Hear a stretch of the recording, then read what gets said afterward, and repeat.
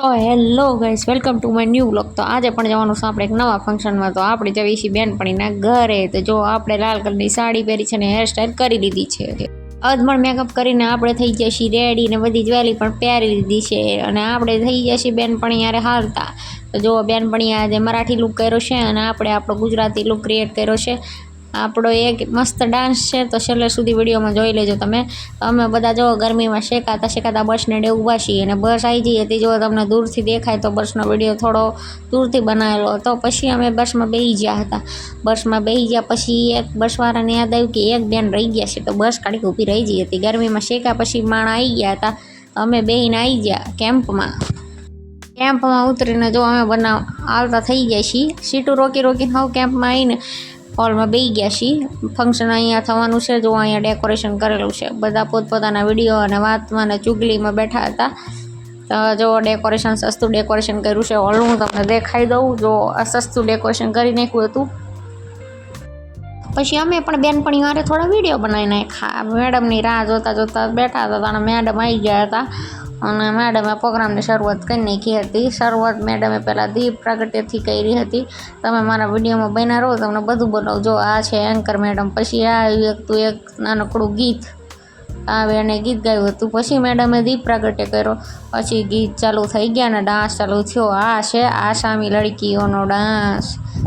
ગીત તમને કહી દો મૂકી ગાયું હતું નહીં ને કે હું મૂકી દે, કારણ કે યુટ્યુબ આપણને કોપીરાઇટ આપે છે અને કઈ રીતે મૂકવું એ આપણને આવડતું નથી. પછી આવ્યું તો બંગાળી ડાન્સ જોઈ લો તમે. બધા ડાન્સ કંઈક આ રીતેનો એમને કર્યો હતો. આ લોકોએ પણ બહુ ડાન્સ મસ્ત કર્યો હતો. આ લોકોએ એમના કલ્ચરને વધાવ્યું હતું. બધાએ પોતપોતાના કલ્ચરને ડાન્સ કર્યો હતો. તો આપણે પણ આપણા કલ્ચરનો ડાન્સ કર્યો હતો. તમે મારા વિડીયોમાં બનાવો છેલ્લે સુધી તમને બધું જ દેખાડીશ. પછી આમને સારો એવો લાંબો ડાન્સ કર્યો હતો, એમ તો 2-3 મિનિટનો, પણ આપણે ફટાફટ વિડીયો ટૂંકો કરીને મૂકી દીધો છે.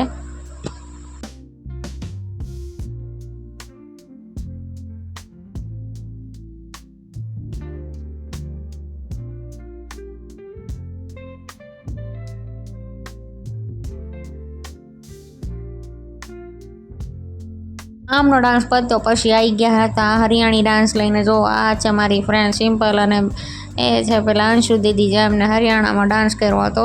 એમનો ડાન્સ તો બહુ મસ્ત હતો. મજા આવી ગઈ હતી જોવાની અને અમને પણ જોવાની, પણ બધાને પણ જોવાની મજા આવી ગઈ હતી.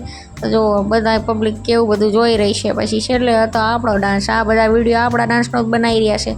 આ આપણે ગુજરાતી ગરબા કર્યા હતા અને થોડું ફ્યુઝનમાં ડાન્સ લીધો હતો ભેગો.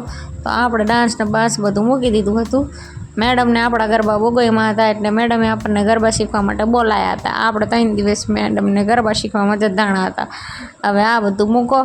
આપણો ડાન્સ તો બધો આયલો જ રહેવાનો છે. તમારે જોવો હોય તો જોજો ને સ્કીપ કરી નાખજો. એ તમારી મરજી છે ભાઈ, જોવો ના જોવો.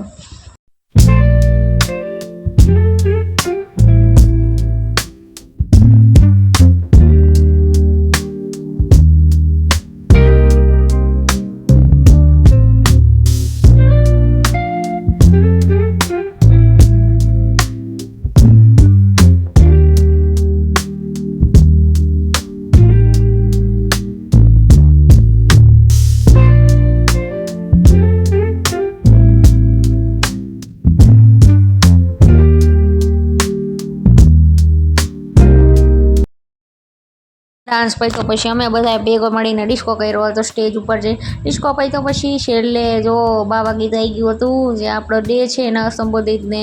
અને પછી ક્વિઝ કોમ્પિટિશન અને ડાન્સનો આપણને ક્વિઝ માટે પ્રાઇઝ મળી હતી. જો એક ડબ્બો, પછી આપણને બીજો પણ ડબ્બો મળ્યો હતો. અને અમે બધા બેસી ગયા હતા ખાવા માટે. ખાઈને અમે નીકળી ગયા હતા ઘર બાજુ બસમાં આવીને. હું મારા ફ્રેન્ડથી ઘરેથી જઈને જો કેટલી બધી વસ્તુ લઈ જઉં છું. Bye bye.